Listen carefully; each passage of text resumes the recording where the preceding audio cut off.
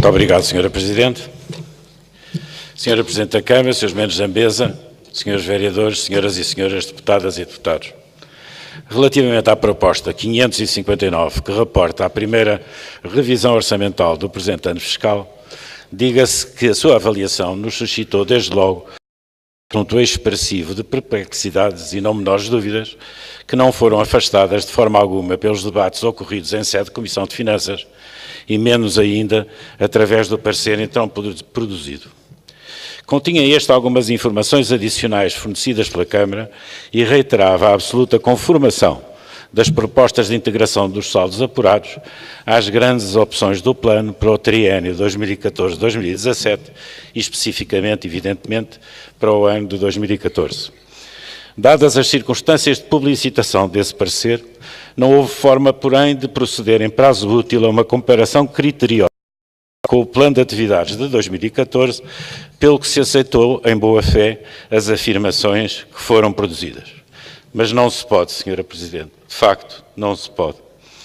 Basta ver que os 35 milhões de euros que o orçamento previa para os resultados finais a transitar de 2013 para 2014 se concretizaram em praticamente 28 milhões, não se explicitando se provia de reduções de receitas ou de aumento de despesas. E tudo na extraordinária quantia de 7 milhões de euros.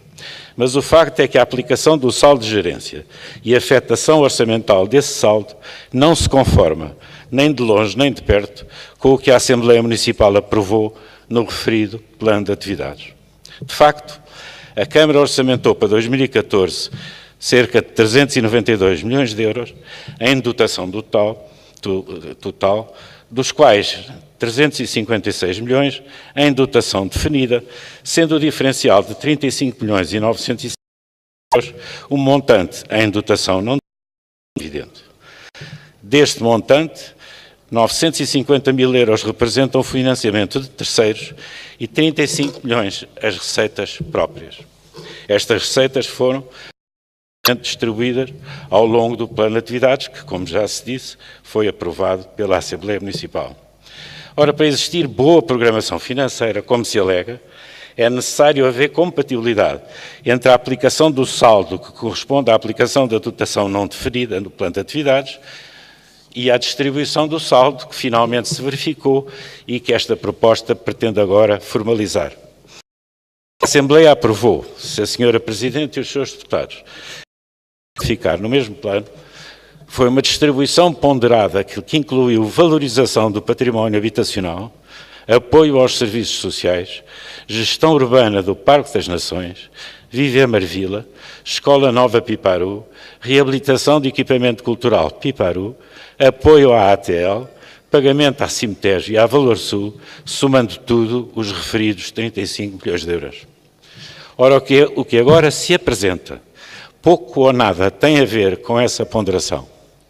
De facto, dos 4 milhões pela valorização habitacional, só se atribuiu cerca de metade. Do 1,5 milhão de apoio aos serviços sociais, foram retirados mais de metade.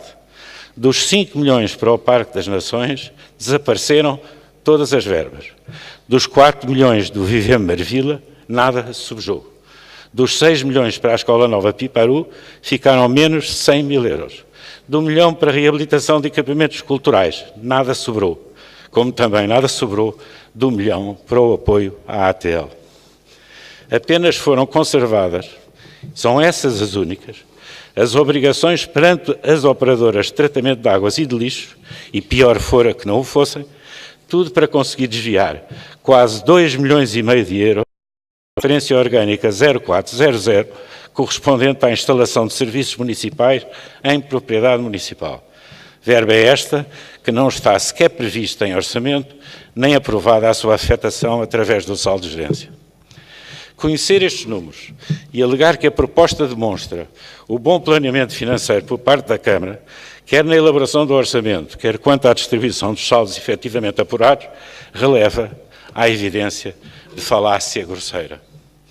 Qual o critério para tão flagrante desrespeito pelas deliberações da Assembleia não nos é transmitido na proposta, nem tampouco as razões de tão desconforme gula por parte desses serviços municipais.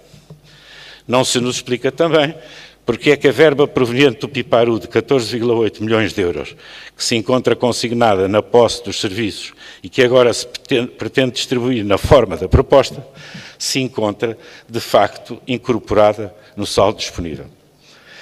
Essa verba só pode provir de utilizações do empréstimo Irubei em anos anteriores, significando de forma insufismável que as obras previstas não foram efetuadas ou não foram sequer terminadas, tendo, portanto, a Câmara procedido a utilizações do empréstimo superiores às necessidades de pagamento nesses anos, incorrendo dessa forma em custos acrescidos e desnecessários para juros e emolumentos, o que também claramente não abona de um bom planeamento financeiro.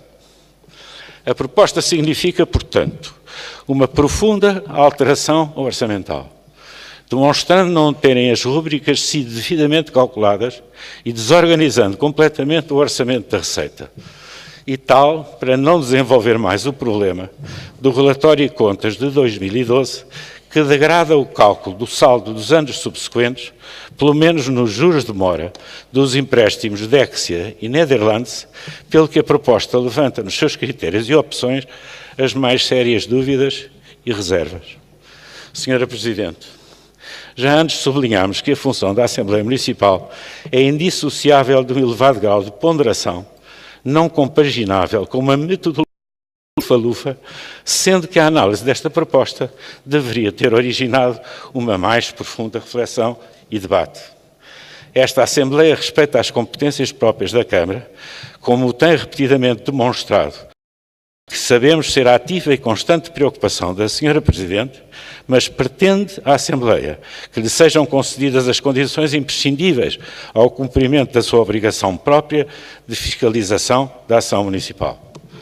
Esta proposta não é clara, não é suficiente, não é adequada e não corresponde aos compromissos assumidos no Orçamento e no Plano para 2014, como aprovados pela Assembleia Municipal.